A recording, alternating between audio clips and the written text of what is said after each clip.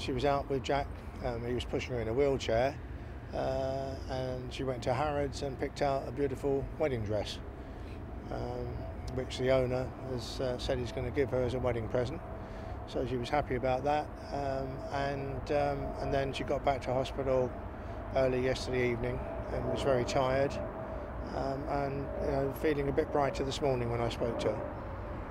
Obviously, I mean, there's one of the impacts of this has been an increased awareness amongst people about getting themselves tested and things like that. Is she aware of that? Is she? Jade's aware because I've obviously spoken to her and told her, but there's been an over 20% increase in young women having cervical cancer smears all over Britain since she went public in August, and that's something that she's delighted about because obviously her cancer was misdiagnosed for nearly 3 years from her local hospital.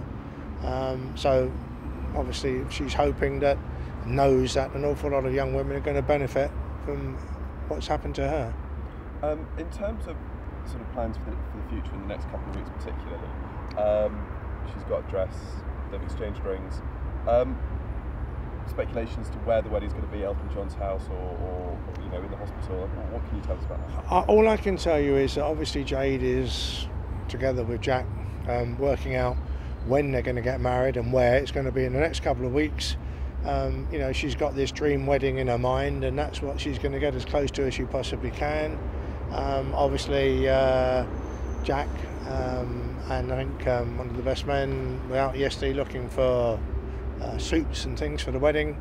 She's going to be talking to me today about where it is, and just organising all aspects of it, and of course also the christening for the boys, because she wants them to be christened. She's hoping they'll get to know Jesus, and through Jesus keep in touch with her, and she's going to keep as busy as she can, purely on how she's feeling. It will be guided by how she's feeling, because she wants to make as much money as possible to make sure that their future is as good as she can possibly give them. Their education, which is so important to her.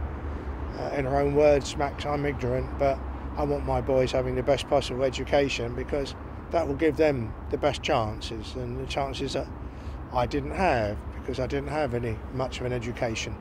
And I'm going to make sure that that's all paid for before I pop off, and they know that Mum put that in place for them.